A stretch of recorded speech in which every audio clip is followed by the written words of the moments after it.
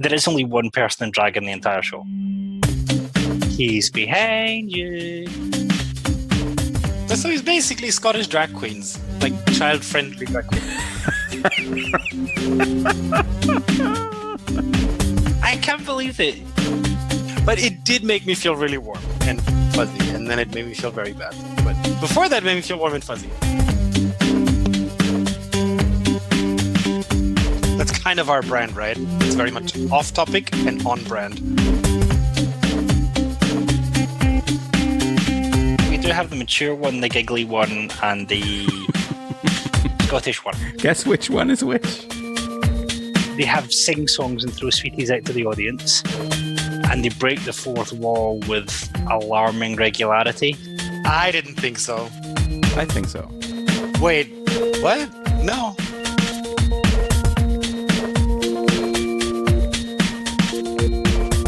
Anyway, let's actually pretend we know what we're doing for 5 minutes. AD, off we go. Trying to do an introduction here, guys. Hello, and welcome to another episode of Troublesome Terps, the podcast about the things that keep interpreters up at night, except, of course, for a glass of wine by the fireside on the 31st of December. Yes, it's our 2018 year in review, where we look back on all the shows, memories, highlights, and possibly lowlights of this year. And we might even let you into some backstage secrets. I hope not, because for this very special year-end extravaganza, we have our usual mantle of intrepid interpreting individuals. And now you know who wrote the introduction. First up, he writes the script, throws in the quips, and is more fond of puns than punch. It's our very own Christmas cracker. Here with a bang is Jonathan Downey. Hello, Jonathan. I promised the world that I would put puns in our Christmas episode, and I couldn't. And boy, did you ever. You even tweeted no regrets, so here we go. Yeah. I even took a couple of puns out, but I did not at all regret the alliteration, just because usually it's me who mucks up the introductions, so, you know. Yeah, insert hashtag sorry not sorry right here. And live from the land of leather trousers, odd-sounding German, I don't know what that's about, and Christmas markets, our very own Munich Magi, here with giggles, common sense, and mirth, Alexander Gansmeyer. Good evening. Good evening, yeah. Good evening, sisters from Germany. So thanks to the wise men from Scotland for making this incredible holiday-flavored introduction. That's truly a thinker. I didn't get half of the references here. So let's see if you guys... Neither did I. But of course, let's not forget our guiding star, our jolly, generous person who's got two elves of his own, our brilliant Brussels sprout, Alexander Drexel. Hi, good evening, everyone. Great to be here. The elves are actually sound asleep. I hope so. Or maybe they're working on Christmas gifts. I don't know. I thought that was us. I thought we were the elves. Oh, but it's your well, kids. You're my two very special elves. That makes special elves, yeah. Can I explain for about the 50th time that special has several meanings in English? Yeah, I think Alex meant that, though. I think that was on purpose. Just like interesting, you mean? Yeah. It's very interesting. Or, are you sure? Yeah, I'm pretty sure we're doing a year in review episode. Basically, what we wanted to do is look back at the years we've done last year already. So looking back at the episodes that we've published, at the things that we did, because there was a live event, for example. We're going to get into that a bit later, but we just released a new episode, which was Alex and Alex Do London Myth, but we're also about to release a new episode, which is going to be the live event, hashtag spoiler alert, even though by the time this episode airs, it's going to have been out for a while. So either way, it's going to be very complicated. It's kind of like Inception here, you know?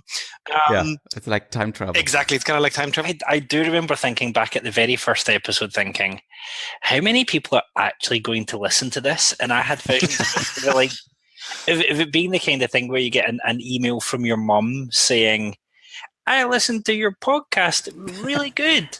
Thanks, Mom. Yeah, you know, that kind of that being it. It was like once I created a 3-part online course and 2 people bought it in a year. And you never know what's going to work.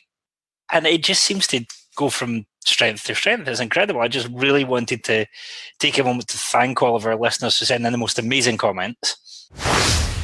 Hey, Troublesome Terps. It's Liz Essery.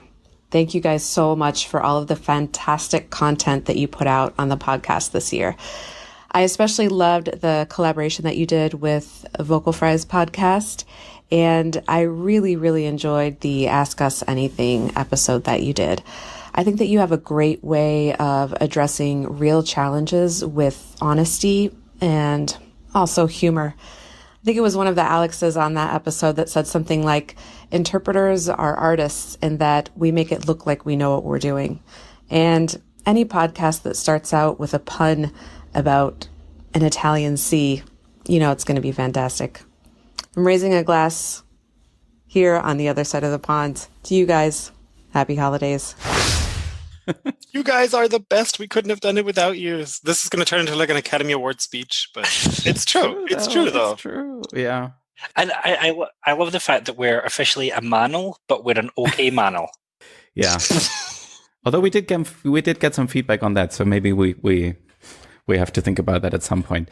What I was going to say was that we have published 14 episodes in 2018, if that's correct. That's including the live event. Yes. Not including this very episode, because this is going to come out in January 2019. So hello to the future once you listen to this. Yeah, it's really, really time travel stuff. Yeah, making my head explode. And talking about strides there, Jonathan, we also did win the Pros Community Choice Awards again, I think for the third time. Yes, for the third time running. Is it for Best Interpreting Podcast. I thought it was second time running. I've been on this website called TV Tropes, which is such an internet sinkhole. It explains kind of the tropes behind your favorite TV shows and radio shows and stuff. And they've started getting pages for podcasts. And people are writing about podcasts and saying the kind of tropes that usually happen in podcasts, like their favorite phrase. And I can't even remember where I was going with that. But people like to pretend, Manel. That's the thing on our podcast. Yeah. For anyone who doesn't have the video, Alex Kansmar was saying that while smugly staring at his alcoholic beverage. Which is a glass of fancy champagne and bubbly, so Yeah, that's not even an alcoholic beverage, right? No, I mean, it's just pretty much sparkling water with added flavor in a nice glass. Exactly. And it makes me happy. So here we go. So just quickly before we move on, because we were talking about interpreting podcasts, because I don't know if it was just this year, but I have noticed some new shows popping up, which I think merit or warrant a quick shout out. For example, there's a little wordplay involved here. Getting into it by Tamara Morova. Oh God, I probably mangled the name. Sorry about that. She's published 2 episodes so far about how to get into the interpreting profession, which were quite interesting. Then there is one that is called Se ve, se escucha, which has a Spanish title, but I think it's in English if I remember correctly. And there's a couple of others which we'll put in the show notes. So if ever you find yourself stuck between 2 Troublesome Terps episodes and you don't know what you should listen to, and there's nothing new from Lang FM because the guy's such a lazy guy, you can always listen to the other interpreting related podcasts. Interpreting podcasts have just taken off. I remember kind of back in the day, there weren't really any that could even be nominated for a Pros Community Choice Award. That's true. And now it's actually growing, and I think we're beginning to really, we were always good at talking to each other, but we're beginning to use the media a bit better. Agreed. And I'm really, really pleased to see the growth in interpreting podcasts. I would still love to see a vlogcast crossovers with Lang FM and A Word in Your Ear. I think that crossover has to be done at some point. Yeah. I was just going to say that there is no YouTube personality in interpreting, but of course that's complete bollocks, pardon my French, because there's Lourdes de Rioja, of course. She has a huge YouTube channel. So yeah, she's kind of like the Meryl Streep of interpreting. So yeah. Terpwise, that was the one that drew with you a couple of years ago. There's Terpwise as well, exactly. Yeah. And I'm going to let people into a small secret. By the time this comes out, there should be another YouTube interpreting channel, which will be starting in January. Ooh. You heard it here first, guys. Well, probably not by the time this comes out, but world's latest spoiler. Well, you get the idea. You get the idea. So, should we start looking back at the very beginning of 2018, where we were a bit lazy, so we just reposted something that was already on YouTube because we did get the chance. We got invited by the Ukrainian Translators and Interpreters Association, and they have a regular thing going on YouTube where they invite speakers to do webinars with live interaction. And we did that as well, I think, at the very end of 2017. And I think then it got published a little bit later anyway. That was the first episode. Again, it came out on YouTube first, and then we just released the audio on our podcast feed. And the first proper episode was the year in review, in that case, for 2017. Yeah. Podception, I love it. I think, if I remember correctly, though, that year in review episode, I vaguely remember recording it one evening after I was away somewhere, and I remember recording it in the evening. I think this year has been the year where I've recorded quite a few episodes, at least 2 or 3 episodes out of the house in a random hotel somewhere, which is actually nice to get away from your usual surroundings. But yeah, it is, yeah. I remember 2017. I can't even remember what we reviewed in 2017. Probably a lot of really good stuff. It does seem that we seem to have an annual tradition of doing at least one episode on machine interpreting now. And we probably wouldn't. Did we though? Well, not last year. TIC one had a bit of machine interpreting. No, Right. sorry. You mean remote interpreting? That's something we do regularly. Yeah, but UTIC, I think we did machine interpreting revisited. For that was called Machine Interpreting Revisited. That's correct. That's correct. And that was the topic of the very first episode ever. That is very true. And the great thing is knowing how much all the machine interpreting devices have completely dropped into zero. I don't think we need to do one in 2019 because they've all proven to not work. Fingers crossed. Yeah, I'm pretty optimistic. I'm pretty optimistic. So am I. I have a book coming out pointing to a massive algorithmic issue that means that they won't work while they're using their current algorithm. This is the issue. We don't talk enough in interpreting about the fact that small changes make a huge difference. So, for instance, the 2 French ways of saying the word you, it totally makes a difference whether you say tu or vous. It really, really does. And I'd imagine it's the same with du and sie in German. You can offend someone and not even realize you're doing it very quickly. Yeah, easily. And that kind of stuff, show me a single machine translation algorithm even that can get that right 100% of the time. You can't, because it's impossible, because it's socially constructed. You can take hints from context, sentences coming before and after, and then you can kind of pick up. But even that's not, because... it's definitely easier for a human than it is for a machine, I would agree. I would say they would probably need cameras as well, because I've been at conferences, in fact, most of the time when I'm interpreting, the speaker will switch between them as they address different people. Which is, for a human, it's easy. You're just like, oh, look, he's staring at someone and talking to them. I can do that. But, like without a camera on your machine interpreting device, they just keep with the same whichever pronouns in their corpus. Yeah. If we move on to the next episode, that would have been the episode we did with Judy Jenner and Ewan Mendes. And this, if I'm not mistaken, not to be obsessed with stats or anything, but this has been for a long time now our best performing episode, I think. Yes, it really has been. So that's interesting. And Ewan Mingus actually got back to me recently. He and I see each other occasionally at networking, and he pointed out that because of that episode, he's got a new client. Not an interpreter, a translator whose husband...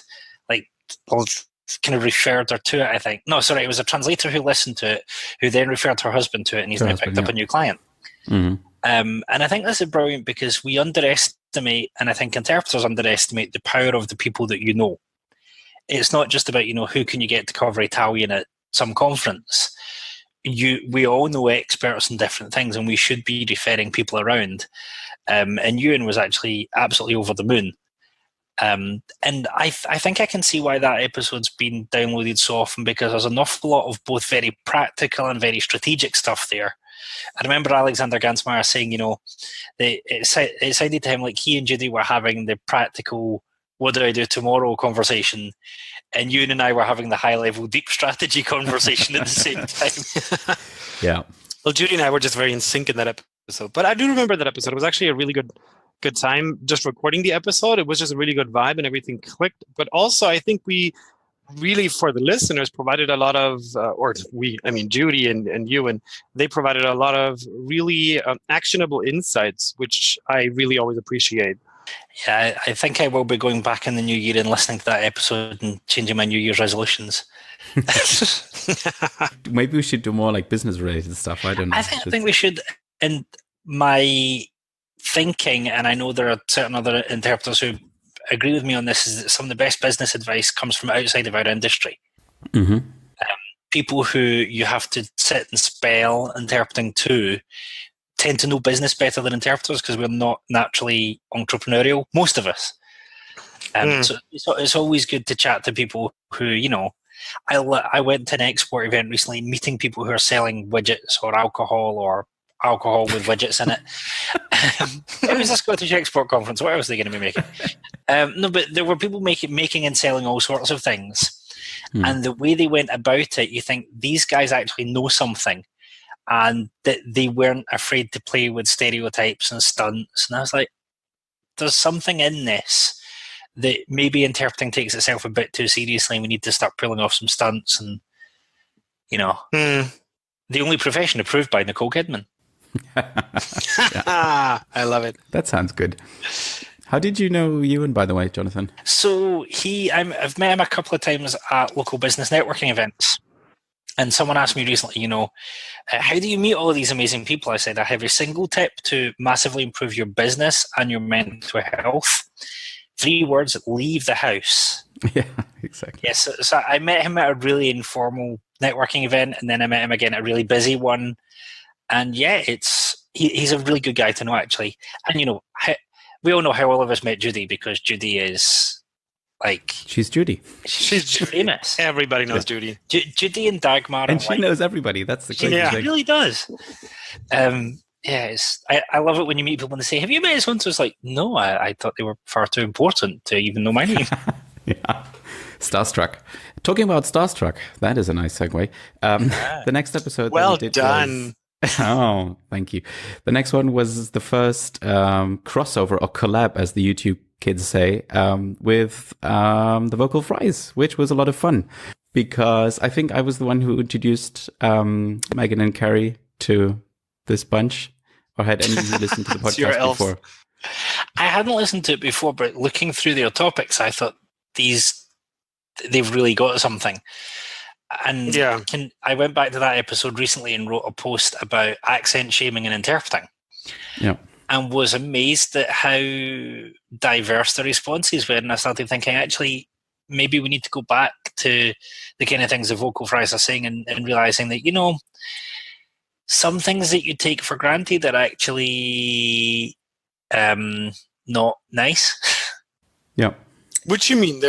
Some things you take for granted are not nice. So, for instance, quite a few of the responses I got when I wrote about accent shaming, and it was inspired by Vocal Fries, was people saying things like, well, of course all interpreters are going to sound like they come from Oxbridge. That's how English sounds. It's like, oh, yeah.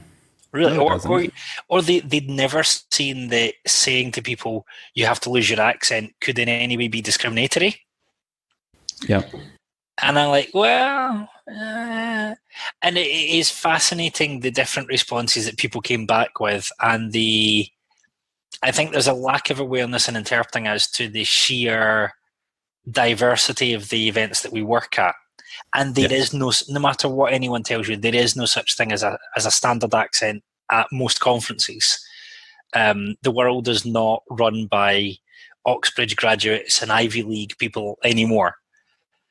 And so this idea of we have to sound like the delegates, well, the delegates sound like everything from 15th language English to just come off the train from Fife. So, you know. Yeah.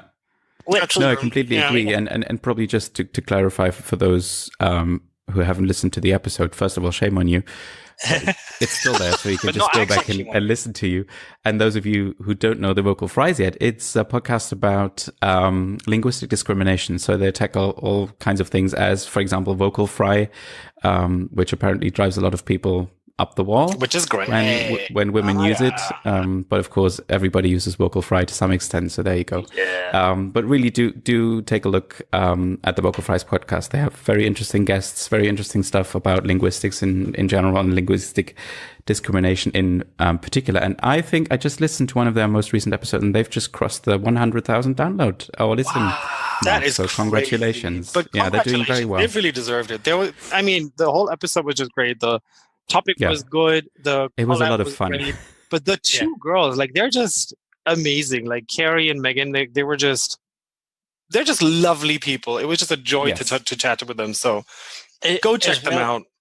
As well as getting more business people, I think more linguistic-y people and more, in general, deep experts on things are really interesting to have on the show. We'll come to it later, but I think the guests this year have been absolutely stellar.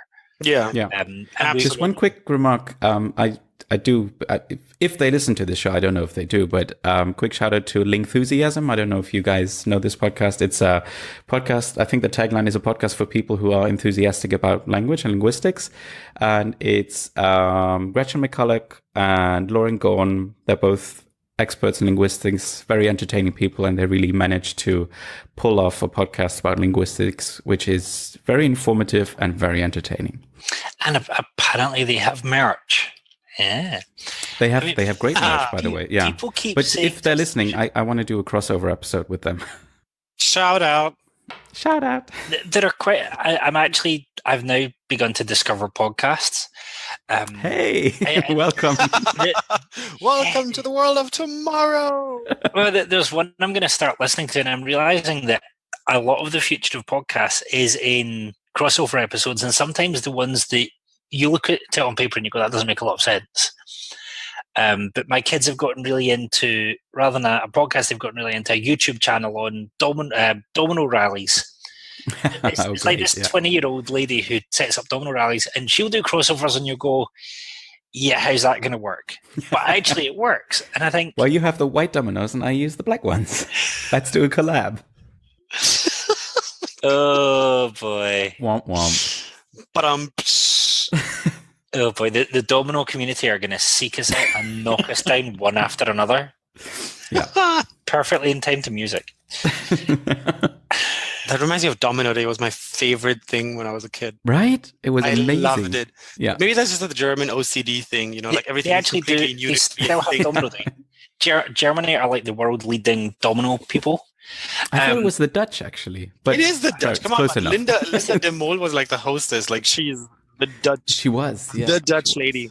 Oh, yeah. But some more people who I'd like to kind of semi-sponsor an episode and get on would be, we did a travel episode, which I think we might be coming up to later. I would like the makers of my suitcase to come on the show. So Gate 8. Yeah, we need to get that. You will be listening to, you will see this because I will. You will be listening. Gate 8, we would love to have you on the show, and we would love to do an Ask Us Anything and get interpreters to suggest your ideal interpreting cabin bag.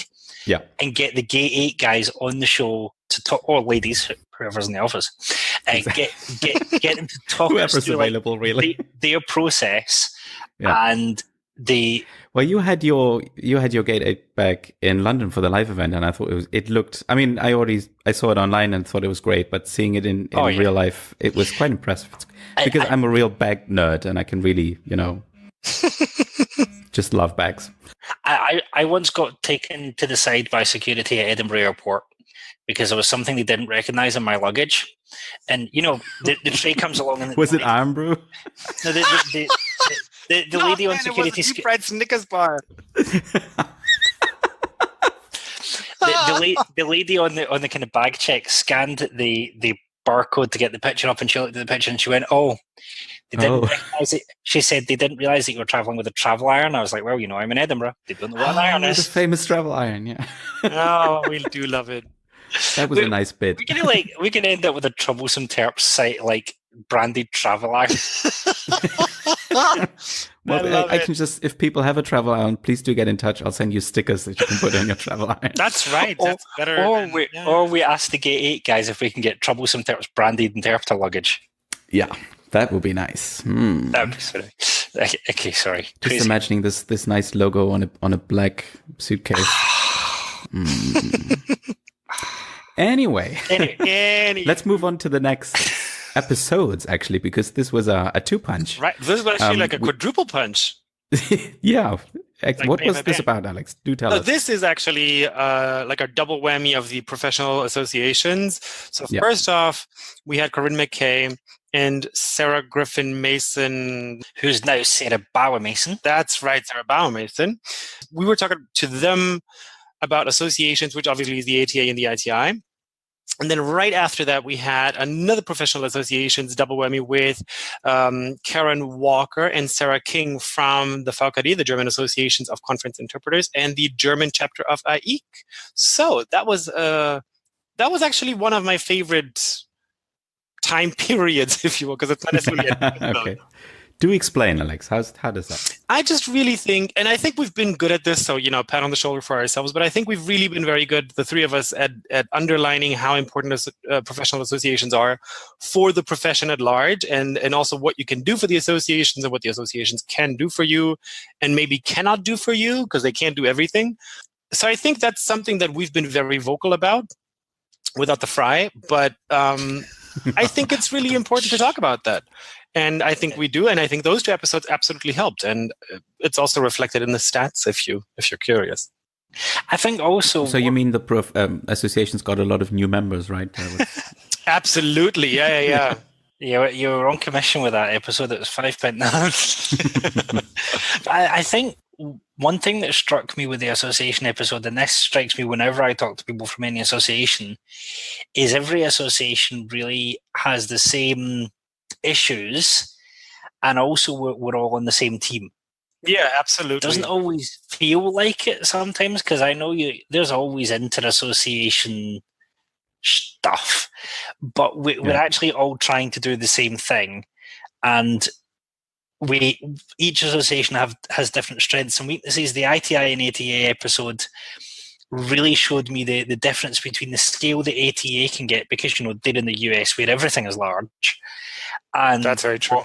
What ITI can do, because basically ITI, and I'm going to get in trouble for this, ITI have the best volunteers on the planet. It's going to be a volunteer off with the VKD, man. I'm telling you right now. VKD represent. we have almost exactly 3,000 members. And that's huge. Damn, that's huge. Yes. ITI has 3,000 members? Yes. Wait, how much does the ATA have? Do we know? More than that, but it's ATA. More than that, but still. But ATA, I think one of the ATA divisions is the entire size of ITI. Yeah, the interpretive division. We mentioned that on the episode. Yeah. So exactly. ITI has almost exactly 3,000 members. And my time on the board finishes officially in May. And, we're always great about associations, but what really strikes me is the fact that the current ITI board, I have rarely, if ever, met a group of such dedicated, hands-on, on-the-ball people. And the fact that in this year alone we could put together 2 open letters to leading political figures, and start up a research network and do a whole load of amazing stuff, you think it blows my mind what can be achieved. Yeah, and maybe we can just do a quick round robin on associations, because just received a newsletter from the EXCO, the Executive Committee of AIC, today about all the things that they did this year. And it was indeed quite a busy one. So we had the interpreting strike in the European Parliament. Well done, which interpreters. Was not great, but in the end, a solution was found. So that's good. And what else? So that there was lots of negotiations going on, basically, for AIC. So that was a big deal all around the world. And remote, of course, kept us busy. So we published the big study about distance interpreting, as AIC calls it, about the different kinds that there are, and that kind of thing. So I don't know, do you want to round this off with some insight into VKD in Germany, Alex? There's a lot of stuff that we're currently working on, and I don't want to get into all of that yet, even though this episode is coming out in January. But I'm currently busy with my friend and colleague Claudia preparing the VKD AGM, which is going to be at the end of January. And before that, we actually have a pretty huge event which the VKD is sponsoring partially. So this is going to be hashtag BrandX19, hashtag VKD on tour, hashtag whatever. some other hashtag which I forgot. Shame on me. There's a lot of hashtags. There's a lot of hashtags. But it's basically a huge event for event people. So like event organizers, event congress people, whatever. And the VKD got in on the action thanks to our colleague Julia Böhm. And we're basically sponsoring the interpreters. So we're interpreting in 3 languages. And I think it's going to be about 12 people all in all. So that's happening in the middle of January, January 15th. And that's a huge project that's going on at the moment. Because, of course, I mean, as you can imagine, like coordinating all these interpreters, and then it's also on a voluntary basis. We have to arrive the day before, got to leave the day after, because it's also like an evening event, like an award ceremony, and then there's an after party. And we actually all get like a uniform, like a VKD shirt. Yeah, like it's actually pretty cool. Like they really put their heart and soul into it.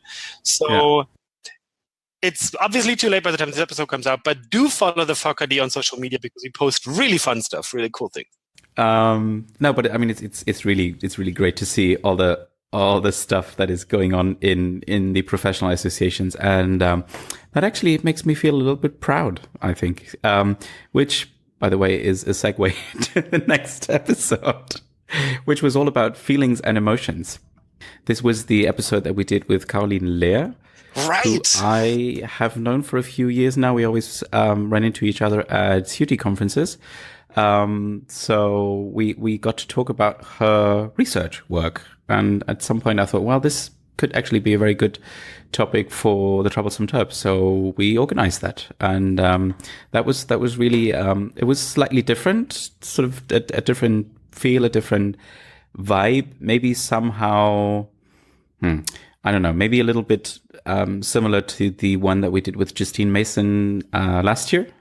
So it was a very touchy-feely topic, but in a good way. Yeah, but I completely agree. I think those episodes kind of go not in the same direction, but like they had a similar vibe to them. I feel. I agree with you. Yeah, I would actually like to do another mental health episode at some point, but the Caroline Lehr episode, on the one hand, I was so glad because it meant I wasn't the only research nerd. Although I have, since that episode came out, I have discovered that Alexander Drexel is actually a published researcher. He totally is, and he's totally a research nerd. He just plays it down and tries to cover the whole thing by being like a nerd with his iPad, but he's a total research nerd. He's a total researcher. So I'm the token non-researcher as well. Yeah, the whole tablet interpreting stuff is just a shill. It's just a facade. We knew it. I mean, that episode, I was fascinated by not just her research, but how she does it. Yeah, it's quite interesting. Her background as well, because she's not, if I remember correctly, she's not herself an interpreter. Nope. I don't think she is. No, yet. Mm-hmm. She has some background in, shall we say, language mediation or exactly. translation, but she's not a conference interpreter. That's true. And I think it's interesting because I've gotten so used to saying that the vast majority of interpreting researchers are themselves interpreters, and that's still kind of true. Mm-hmm. But there's a lot of really good work coming from people who've come in, if you like, sideways, and that's good because there are some research topics that I think us kind of practitioner researchers would be wary to touch because we wouldn't want the rest of the profession shouting at us, or we might not even have examined them. And it's good to see. I love people coming into interpreting from other angles and just coming up with topics that are amazing. Yeah, it's a fresh perspective, and they have a different background and a different perspective on what we do, and they can just bring new things to the table, which I think is one of the things that Caroline does so well. So yeah, I really enjoyed that one too. But I do find it fascinating that other people find our profession so fascinating that they actually start doing research on it. So that's pretty cool, because obviously if you're an interpreter, you are more inclined to do research on interpreting, whereas if you're completely, from an outside background, if you will, and then you become interested in interpreting, I think that's even more interesting to me as an interpreter. Yeah.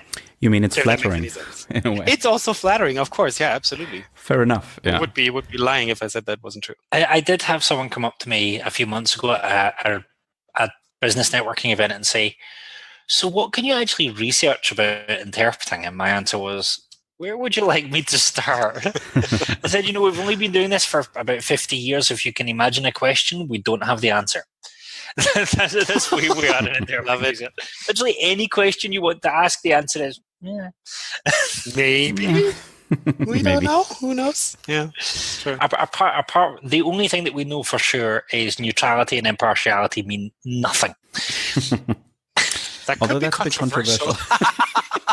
Yes. Only for people who don't actually like science. Yeah.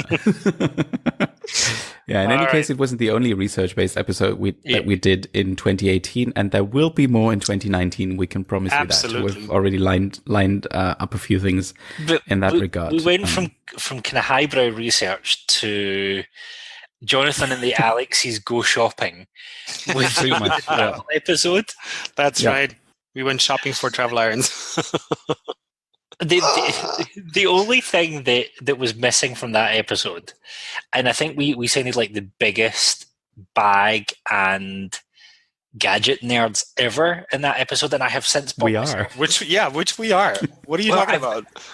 I've since bought myself a PowerAd Pilot spare battery, USB battery for my phone. Mm-hmm. How did I ever travel without one? They are just incredible. Yeah, we do travel a lot, and it helps to know what you're doing. Yeah, indeed. My record is 10 flights in a row through Edinburgh Airport without my bag being taken for special searching. Oh, that's pretty good. I cannot get past 10. Yeah. It's so, I got randomed twice with the ITI board meeting. I'm like, really, guys? Why? Honestly, in Europe, I've never been random, but in the States, every single time that I go to the States, they always randomly check me. And, like when they swipe your hands for the bomb residue and stuff, like I always get that when I go to the States. I don't know if it's my face or maybe my beard. I don't know. That's what my grandpa said, honestly. Although I read a hilarious article recently that there's a security expert who found out that you're seen as a threat. You know those body scanner things? Yeah. They see you as a threat if you have sweaty armpits. That's not good. There was also a woman who the body scanner thought she was carrying explosives, and it was just that she was slightly overweight. Yeah. And she ended up legally challenging it because she's like, that's not right. So that's discrimination. The German, it's just like some German authority have said they're looking at getting rid of the body scanners because 7 out of 10 times that they pick something up, it's like someone sweating. It's weird though. I've had a few interpreting assignments in the field of civil aviation security, and I look at the security checks a little bit differently. So that's how so? Just goes just a little bit of insight. Obviously, you can't disclose anything because that sounds super confidential. No, it's 1NT hush. No, but I mean, it's sometimes when you work as an interpreter on something that gives you more insight into something that's absolutely ordinary for everyone else, and then you just know a little bit better about how something works or how it should work, and then you just have a different view on things. So you look more at the details and that kind of thing. I do love that about interpreting, that we see parts of the world that no one else ever gets to see. Yeah, exactly. Ever since I interpreted 2 business negotiations, I've never looked at business again the same way again. Never looked at business again. Yeah, I gave up. I've never looked at business the same way again. And when you're in some meetings, the weird thing is when you interpret in a meeting and then you see what like that company's product driving by you on the motorway, and you go, I know what you're made. I also know all your weaknesses. Okay. Yeah. No, and I mean, speaking of insight, I worked in a data center a couple of weeks ago. That was also extremely interesting to see how it actually works, and all the infrastructure that's involved in just handling data and all the energy and everything. That was pretty interesting. I'm sure there was a lot of GDPR talk, wasn't there? Yeah, that was. See, there you go. Not even a joke. I was just going to say, that was a really good joke, and that was actually the topic of our next episode. See how well that worked? Episode 26, as it was actually with Matthew Perret, and it was a really fun episode, by design. Right, guys? Exactly, yeah. Matthew actually just celebrated his birthday a couple of days ago, which will be a couple of weeks ago by the time the episode goes out. That's right. Through the magic of time travel. Anyway, this was a really fun episode, yeah. It really was. Because it was not just dad jokes from the 2 dads and I have no idea jokes from Matthew, but we also talked a little bit about how to handle fun and jokes and stuff as an interpreter when it gets thrown your way. It's important to handle it right, if you know what I mean. If you know what I mean. For all the fun and craziness of that episode, I was surprised at how much of that episode was actually quite serious. That is true. There were some we have probably one of the most surreal podcasts in the podcasting space. There you go. I've said it. You have no idea. The podcasting space. I love it. But the thing is that for a podcast episode which someone once described to me as three guys thinking they're funny in a pub, we actually touch on some fairly deep subjects. Did somebody say that about us? Yes. Okay.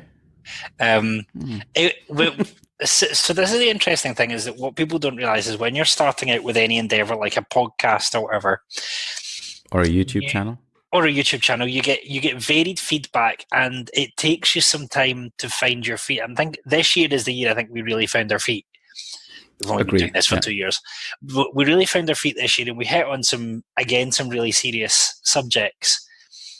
But in the early days, I remember a couple of people, I'm not going to name them because they have every right to their opinions as anyone else. One person said, I really think your episodes are too long and you need to look at cutting them down. And we tried that and it just bombed. It doesn't work. And then I had someone else saying to us, you can always hit pause and resume later. Sorry. Yeah.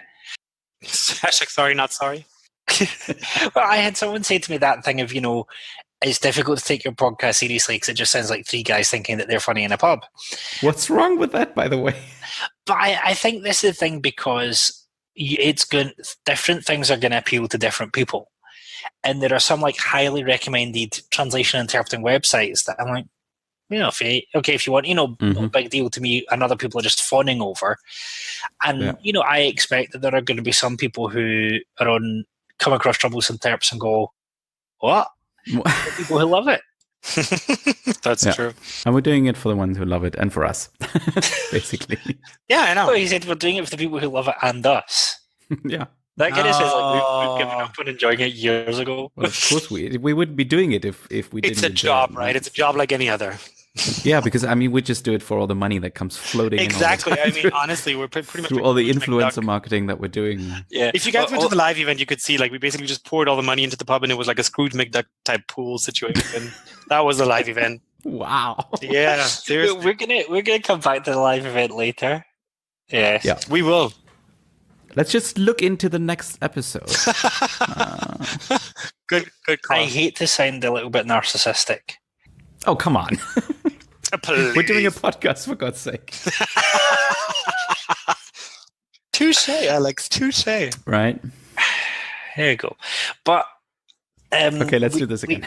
We have done research episodes before, and it was nice because we'd never really done a kind of general why bother with research episode. And yes, Alexander Gansmeyer did give me a ribbing that the download numbers weren't as high as certain other episodes. But I think they actually did. They actually came back around. So I'd take that back. Pretty good. Yeah, they're actually pretty good. Interpreting research is a thing. It has been a thing for 50 years. But interpreting research is becoming fashionable. I still have a couple of interpreter colleagues who say to me, if you want to see research done badly, look at interpreting studies. Which, to be honest, that's harsh. That is harsh. In places, they've got a point. We've corrected a lot of the worst things, and there were times in interpreting studies where you'd say things like, "Oh, look, we did a survey of 10 people. Let's publish it." But yeah, I think interpreting researchers now, it seems to have turned their corner. People are taking it so seriously that they're actually disagreeing with researchers, which is great. It seems to be coming. We've got some really amazing people doing interpreting research, like Jemina Napier, Elizabeth Celius, Graham Turner, Josh Goldsmith. But we have some incredible geniuses in interpreting research and some brilliant research coming out. It just seems to have just taken off. So one day, when Alexander Gansmeyer writes his PhD, you will see one day there's frozen overhill. Yeah, one day I'm not going to be the only troublesome terp with a PhD. We're going to all three have PhDs, and we're going to have the three doctors special. Yeah, I guarantee you will be enrolled in a PhD before British politics makes sense again. Well, that's a very low bar. Yeah, that is a very low bar. Hashtag Brexit. And then we went from research to the bravest episode that we've ever done, and I was pleasantly surprised at the nature and the depth of the questions that we got, because we got Ask Us Anything. And every Ask Us Anything I've ever come across before, people have come up with stupid questions like, Yes. what's your favorite pizza, and silly. That's easy to answer, though. Is Yeah, it though? I mean, what's your take on Hawaii pizza? ham and pineapple, guys. I love it, Jonathan. Ham and pineapple is the best pizza ever. Yeah, Hawaii pizza. Just don't tell the Italians. Very controversial. Well, the Italians actually introduced like versatile pizza for the Germans, like very close to the border. So they don't get to judge anymore, I feel, after that. Abomination. They provoked their right. So long as no one does sauerkraut pizza, we're all okay. Well, that would be flamenco anyway. Yeah, getting into the depth. But actually, when I was living in the UK, they had kebab pizza. They had kebab pizza at Tesco. That's been out for ages. And German supermarkets now sell chocolate pizza, right? That is the thing. That is correct. It's a dessert, and a friend of mine bought it because it looks incredible, like the packaging and everything. And then she sent a picture. No, it looks really good, like the packaging and everything. And you think, oh, that's going to be really good. And then she took a picture of the packaging and a picture of the actual pizza final product, and it's like somebody took the packaging and ran it over with a car like 5 times. And that's what it really looks like. So don't buy that chocolate. Okay, moving past pizza. What else do we want to say about the Ask Us Anything episode, which seems to be a fan favorite so far? Yeah, we'll definitely be doing one again, I think, this year. Yeah, I think 2019, so. whatever. 2019. Sure. So you can already start preparing your questions right now. We've had complaints of I didn't get a chance to ask. So why don't we just say, from the moment this episode comes out, start sending us your questions. Yes. And when we have enough, we'll do the episode. Yeah, and when we have enough. And we love voice messages, by the way. Yeah. Just saying. We do. We can interpret them better. I've just realized I'm the only Troublesome Terps person without glasses on. Yeah, you're the token non-glass person. This is going to get edited out, so I don't care. I actually have... Are you sure about famous last words? I actually have glasses because I have one eye that's weaker than the other. This totally doesn't relate to anything. But yes, I have glasses for when I start getting symptoms or just when I'm working on flights because I have anti-glare coating on my glasses. Oh, yeah. I once had glasses without the anti-glare coating because I was like, why spend the extra 20 quid or whatever it was? And it's worth it. It is like so worth it. Best £20 ever spent in my life. I hated that whole year. Oh my God. Yeah, it's a mess. Now I'm waiting for special coating on my glasses that mean I can read the news and not go, oh my goodness. That coating doesn't exist. You just take the glasses off and you don't read. That's the end of it. Right. I think. The one that we did after that, that was we're getting to the most recent episodes now. This was the one with Aline Casanova from Interpret Time Bank on giving feedback. And this is one I really enjoyed, I must say. I think I have to have a disclaimer here. I was one of the beta testers of Interpret Time Bank, and I really like it. So, and a quick disclaimer from my side: I was deadly sick in the episode, so that's why I actually didn't say much. So I was mostly on mute because I was like coughing and sneezing the whole time. But I really enjoyed the episode as well. Yeah, and we also had some audio hiccups throughout, so apologies for that. But I still enjoyed the episode. That wasn't me. I didn't have the hiccups. No, that was just internet weather or whatever. And I think the thing is that, again, it's a topic we're going to want to come back to. I am still of the opinion that all interpreters should be getting feedback, even though I'm really rubbish at it. But I would like to have 2019 as the New Year's resolution for all interpreters, that we actually ask our booth mates for feedback. And if we're asked for feedback, we don't do the typical interpreting thing of, and I quote, if you weren't good, you wouldn't be here. Yeah. Thanks. or the other one was, I noticed that you misconjugated a verb 15 minutes ago. So useful. Thank you very much. Which is particularly helpful if working into French. So thanks for that. Jesus. Boire is my nemesis. You didn't use the substantive or whatever. I was the third person plural of boire, and I was like, just make more sense, and then we'll be all right. Although, to be fair, I'm thinking that like the best French in the world is Swiss French because they know how to do numbers right. Belgians too, by the way. Just saying. Belgians too. Shout out for the Belgians and the Canadians, just not the French. Oh, we're gonna get so much email. Oh my god! This might be controversial, guys. You're gonna get Quick shout out to the elusive Terp, by the way. Yeah. She knows what we're talking about. Exactly. I was explaining to someone what 99 was in French recently. You know, French from France. Yeah. And they just looked at me and said, "Why?" Yeah, nobody knows. Not even the French know, Yeah. to be honest. Have you tried Danish though? Have you tried Danish? Yes. Yeah. Pastry's Do I good. want to? Pastry, lovely. Not for the language, number. not so much. Yeah. The other thing is the Danish people just seem to speak any language you throw at them anyway. So, Yeah. although, have you ever tried pronouncing Danish town names? København. I give up. Well, you need to have a feedback loop for that, right? And then we had, after the feedback loop, we had a field piece. And again, I think it was the only episode this year that I wasn't in That is correct. because of various Because of the That's Trouble right. Gods. So, can I confess something and not get in serious trouble? I haven't actually listened to that one yet. That's Well, okay. it's fine. By the time January comes around and this episode airs, you'll obviously have listened to all of them. Right? Yeah. Right? Let's go with that. Okay. Tell us about that episode though, Alex, because you were there if I remember correctly. Yeah, I think it was Alex and Alex. So both of the Alexes were actually present, and Another double whammy. another double whammy. And we went not only to town, but we went to London Met, because this was the morning of the live event in November 17th, 17th, if I remember yeah. correctly.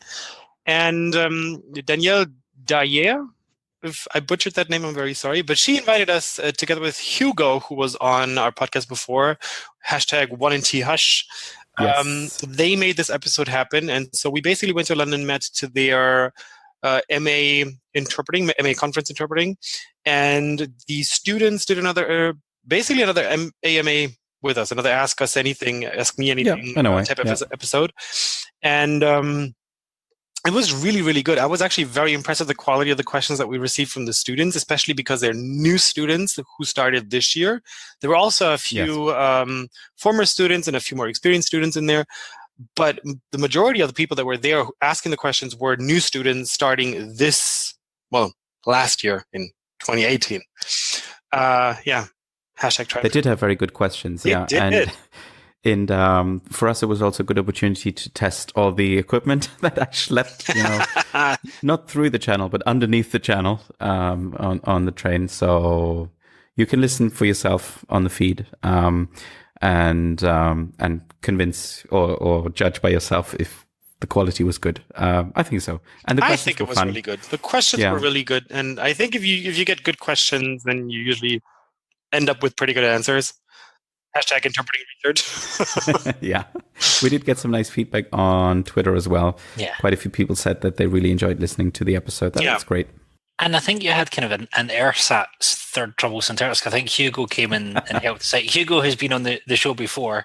In a way, yeah. He's a friend. He's definitely a friend of the show. Yeah, and absolutely. He is as Hugo in real life as he appears online. Yeah, larger than life. You mean? Hugo is just Hugo. He is. People say that about us, and I think we're actually quite demure and retiring, really. Retiring? not as in getting old. No, I get that. I got that. Yeah, we're completely bashful. Yeah, let's go with that. But actually, can I just mention one of my favorite moments of that episode, but also being there? I mean, they did send a whole host of questions ahead of time, so we could actually take a look at it and figure out what we were going to say. But then at the very end, and it's also in the episode, so you can take a listen to it as well if you want to. At the very end, we actually had some off-the-cuff questions that the students just came up with on the fly, and I think those were actually one of my favorite moments in that session. The whole question about the goals, like what are your goals and how do you actually work on those? That kind of caught us by surprise, which you can obviously hear in the episode, but I think it also made us kind of think. And it's a question that not a lot of people ask themselves a lot of the times, especially if you're freelancing and you just kind of have, you have your business, you've got the clients, you just keep on chugging along and working. Yeah. And you're kind of, it's not a grind because obviously every day is different, but there's some routine. There's a certain routine, and there's a certain rat race-esque quality to it. I think just taking that moment and kind of figuring out, what the goals are, if we have the goals. If not, how do we establish the goals? And like, I think that was actually one of my favorite questions from that whole thing. Not to say that the questions weren't good, but that was really, because it caught us off guard. So I just really appreciated that question. Yeah, I would have loved to have been there, because I don't know about anyone else, but I see the interpreting sector changing, certainly here in the UK, quite rapidly.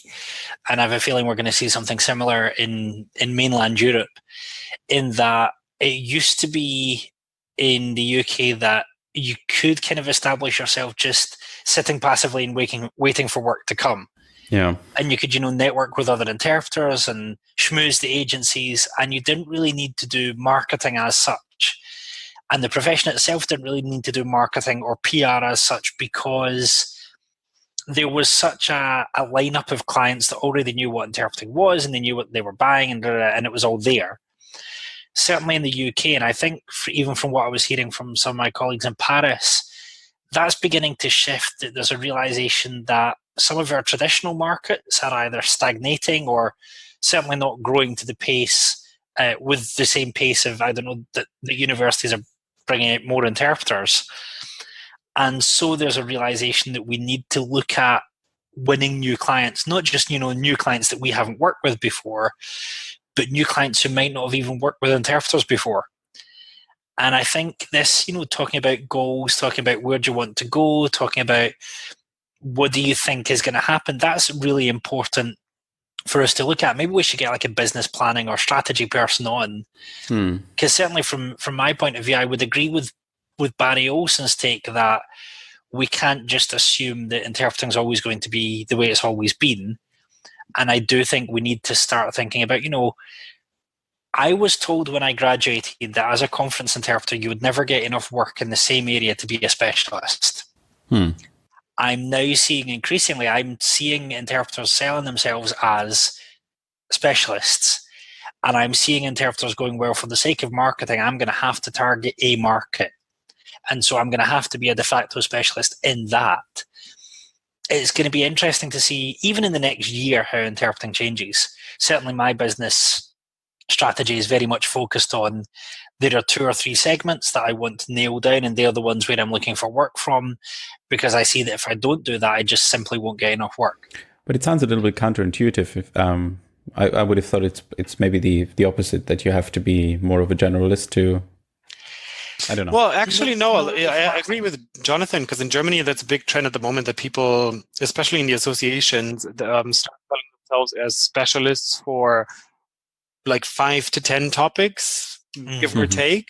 So the whole idea is, of course, still if a client comes to you from without your specialties, that you would be the generalist and you could kind of find your footing in any given job. But sure, more and more people do. I completely agree with what you said, Jonathan. More and more people start selling themselves as specialists. Absolutely. And I think as well, so there's a marketing myth that goes around that says that if you become a specialist, you lose out on work. And that kind of is and isn't true. But when you become a specialist, you actually open the door to more work, because you get the work that wouldn't go to a generalist. So, for example, I've become, for the agencies here, I've become the interpreter that they call when they deem it to be high risk or complicated. Now, I'm quite happy with that, because those jobs actually, if you know what you're doing, you can deliver them. And if you're confident enough to go, fine.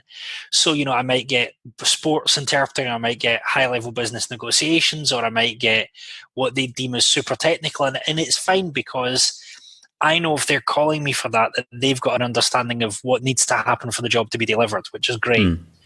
But even with that, I'm now thinking, looking at the interpreting that I've done, looking at the interpreting that I've delivered well, and when you speak to business people, they ask you questions like, so how much do you know about manufacturing? How much do you know about exporting to France? Yeah. And, if a business has got, 30 million euro riding on a deal, they don't want to call a generalist. They want someone who can at least show that they know enough about manufacturing widgets or selling hotel rooms or whatever, because they're assuming that you're going to need that knowledge to be able to deliver the job. But I think that's a very interesting point to make, because it brings us to the live event, which was, of course, the last episode of 2018, of last year. which we started off with lies we tell to the clients. Mm. And we said it on the live event. I think lies is a pretty stark word, a pretty ugly word for that. But, if somebody calls me and I've never sold, I've never done anything with manufacturing, let's say, I'm not going to say, no, I'm not going to take the job. I'm going to take the job and I'm going to do the work and put it in. But of course, as we said on the live event as well, only do that for topics where you feel comfortable that you can actually provide the service that the client is looking for. So you for me, do that for a medical conference. That's right. So for me, if somebody calls me and says, hey, I'm a lawyer, I'm looking for somebody who's going to do this legal thingamajig, I'm not going to pretend like I'm actually going to be able to do that. I'm going to say, feel free to drop me an email and I'll forward it to the colleague that I know is going to provide an excellent service, and they're going to provide a quote for you and what have you. So you need to be able to come through on what you've promised the client, but at the same time, it's just it's kind of a quite catch-22, Jonathan, about what you were just saying, because you don't want to overpromise, you don't want to oversell yourself, but also you don't want to sell yourself short and say, hey, I don't have actually got any experience in this particular field with this exact type of conference, knowing full well that you could deliver a great interpretation nonetheless. So it's kind of a tricky balancing act, which we also discuss in the live event in London on November 17th in the Roebuck Pub. So the way that I take that one is I actually do have a decent amount of work in manufacturing, and also you tend to only have those conversations when you're at an event in the area. So I've been to 2 great events on exporting recently, and of course, people are there and they're going to say, oh, you're an interpreter, what have you done in exporting? And actually, well, if you're an interpreter and you've done anything commercially, you've done exporting work. Pretty much, yeah. Yeah. So at least a piece of the process. And I think this was the interesting thing about the live episode is, truthfully, we'd never done a live episode before and we had no experience doing one. Well, maybe you guys did because you had done London Met before. Well, but you did some sound work, and I did some live gigs when I was younger. Wait, that's a whole other story that we need to get into. The live gigs Alex did when he was young. Yeah. We'll do an episode about our secret past. Oh, that would be so cool. Oh, good God, no. No photos, just audio. So I'm going to send in an anonymous AMA question saying, so what did you do before you were an interpreter? Yeah, tell us about your secret past. But I think the live episode was a really, really good one. It taught me a lot about the different interactions that you have when you're recorded versus live. Absolutely, yeah. It also taught me the difference between incidental, accidental comedy and professional comedy. Get out, stop. Jonathan.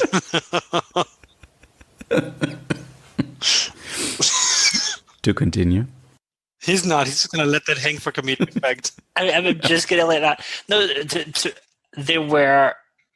was a different level of humor.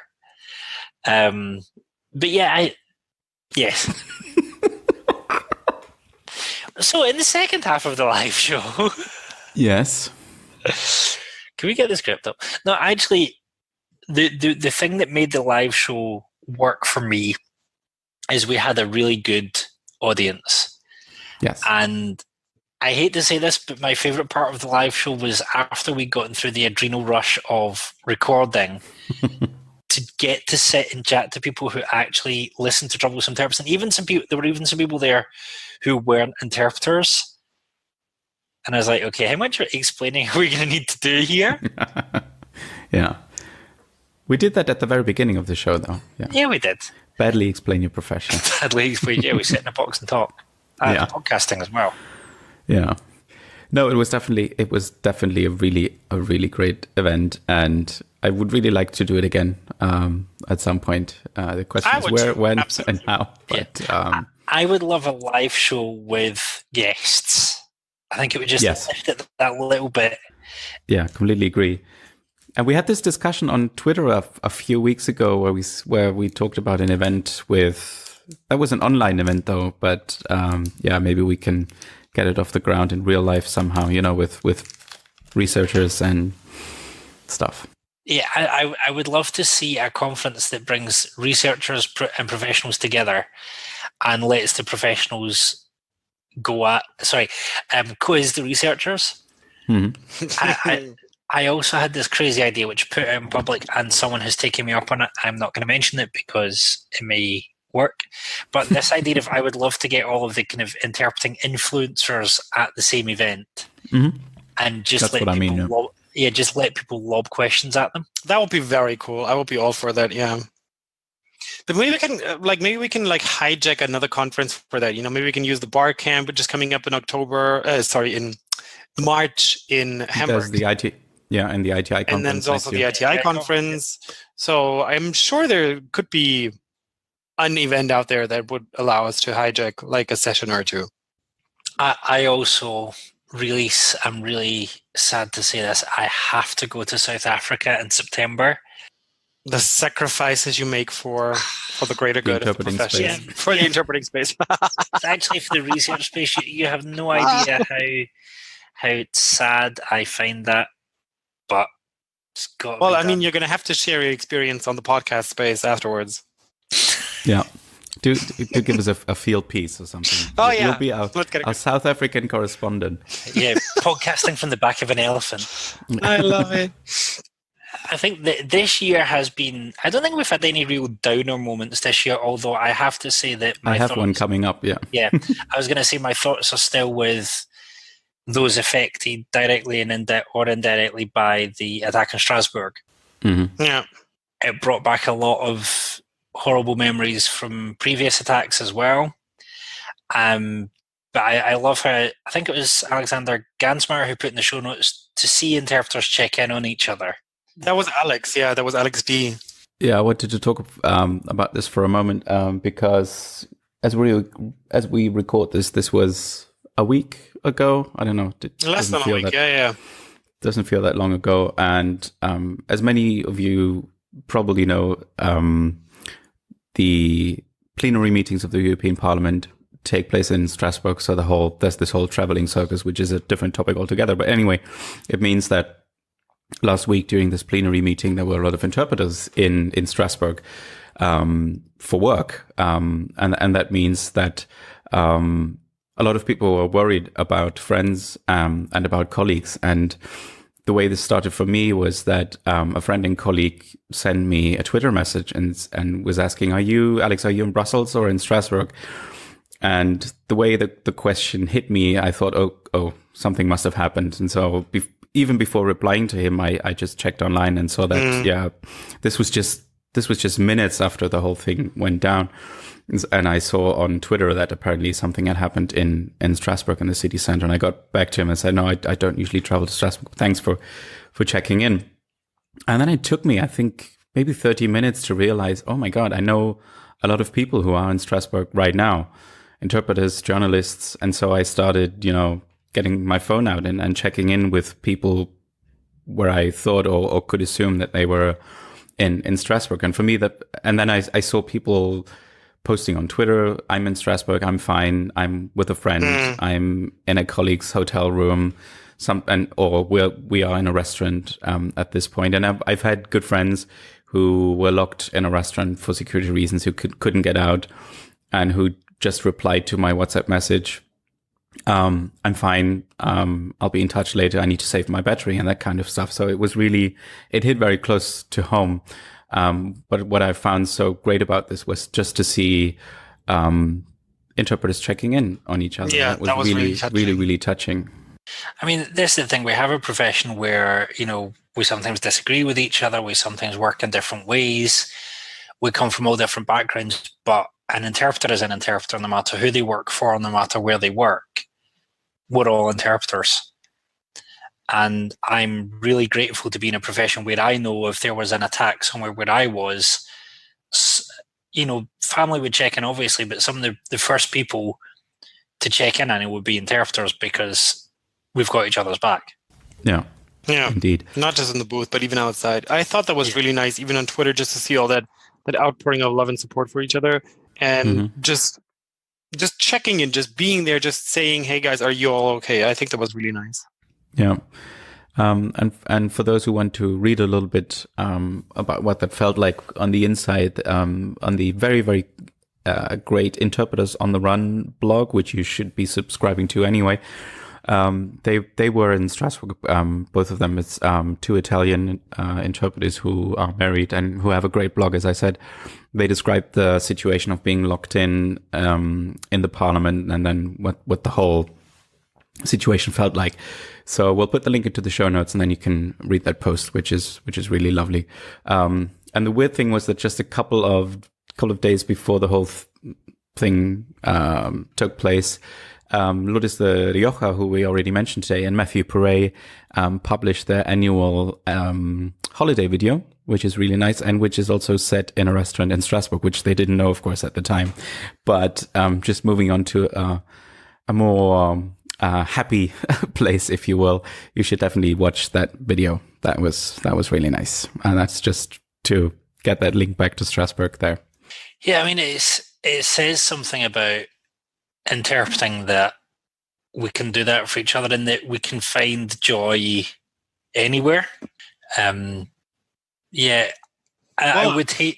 Yeah, sorry, Alex. No, I mean, you have to find joy anywhere. Just the other day, I was in a 13-hour AGM. I mean, I would probably have, jumped out the window if I hadn't found any joy in the great coffee and cakes we had. So, yeah. And we did send you some Twitter love and fun. So you did, and that was very much appreciated because it was a long day. I'm so pleased that ITI have gone to. We had our first online only AGM this year, and it lasted almost exactly an hour. And it was a dream.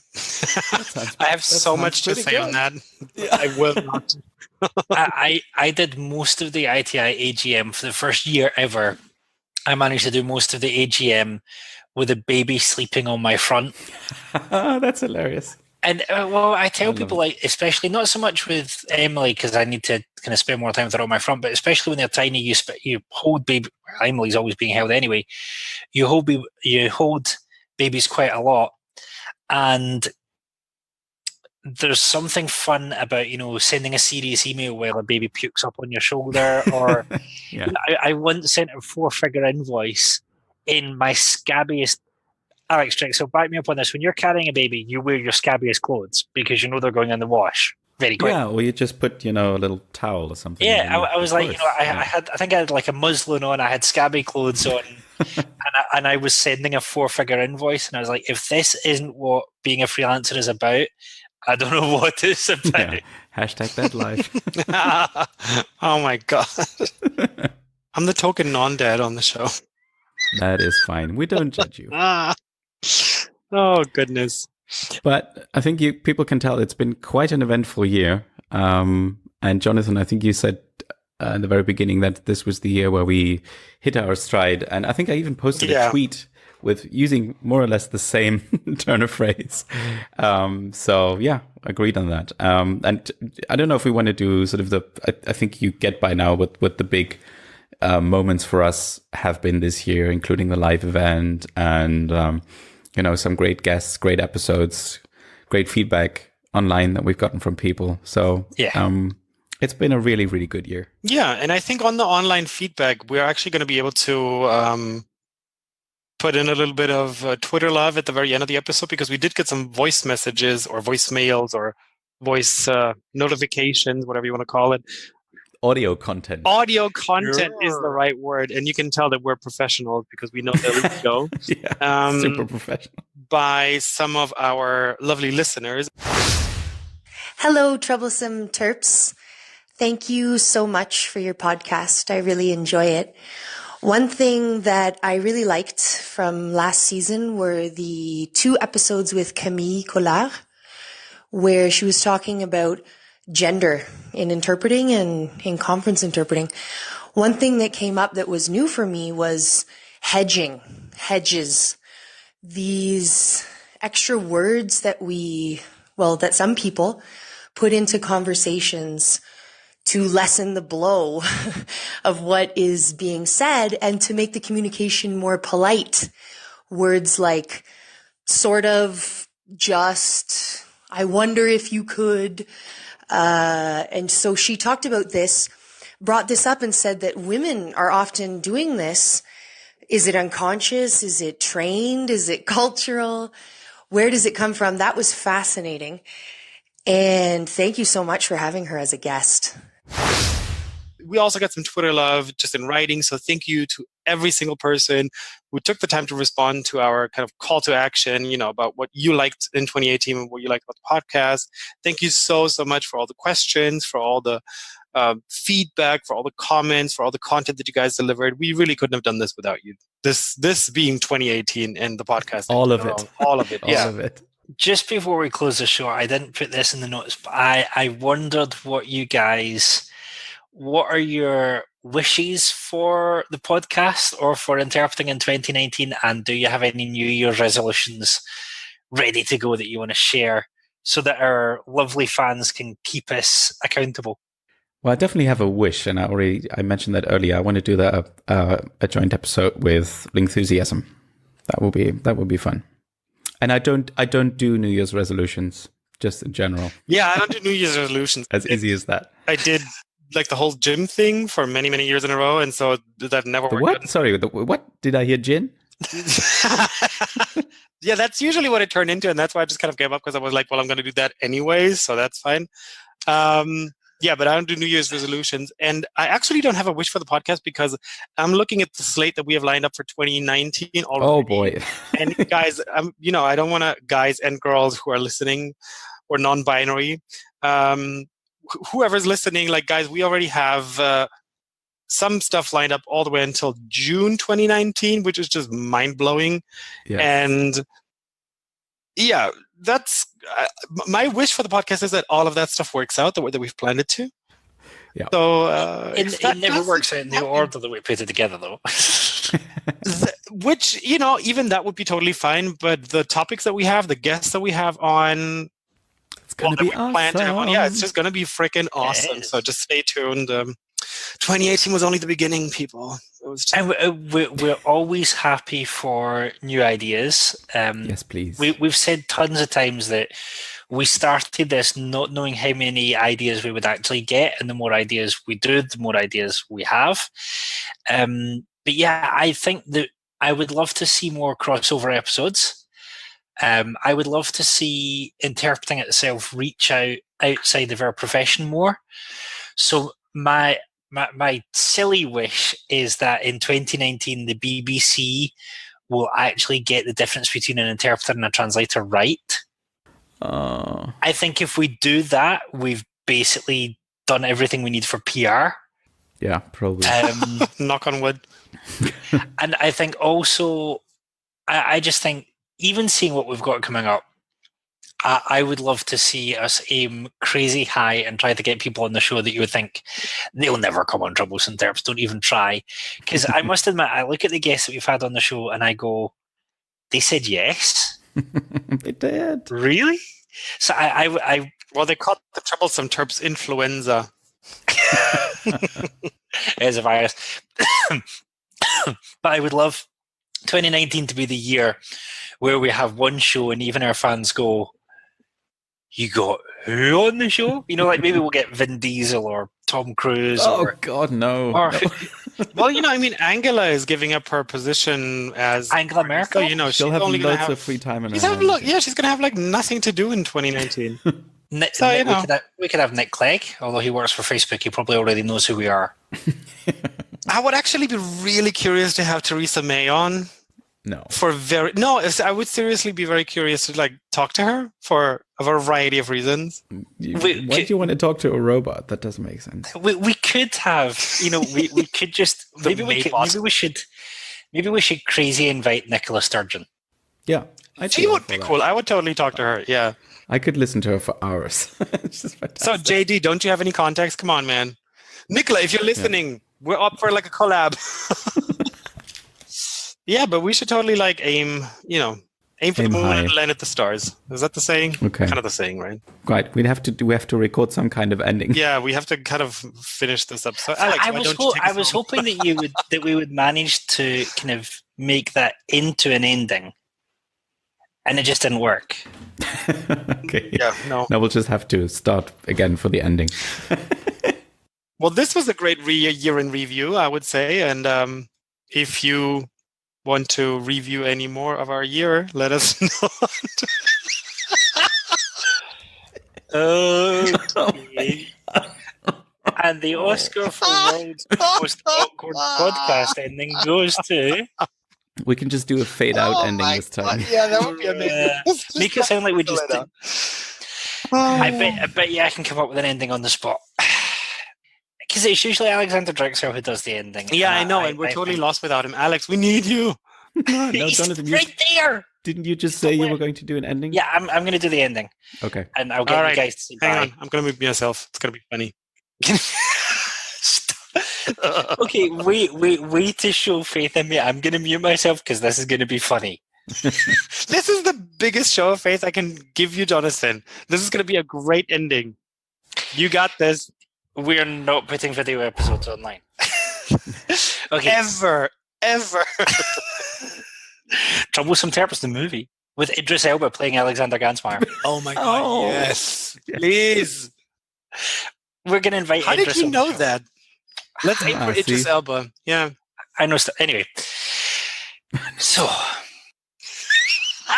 I keep trying to start, and Alexander. All right, mute. Yeah. Done. Bye. So we just wanted to end this episode by wishing you all the best for a fantastic 2019. So say goodbye, Alexes. Bye. Bye.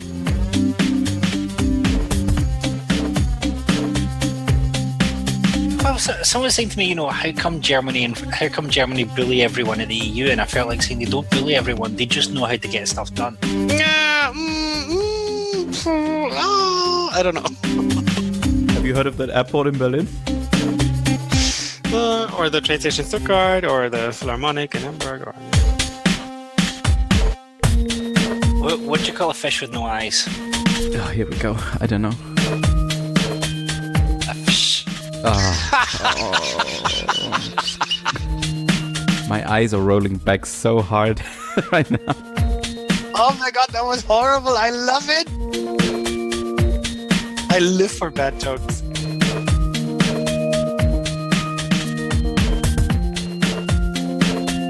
Cheers. Cheers. I've drunk my tea already.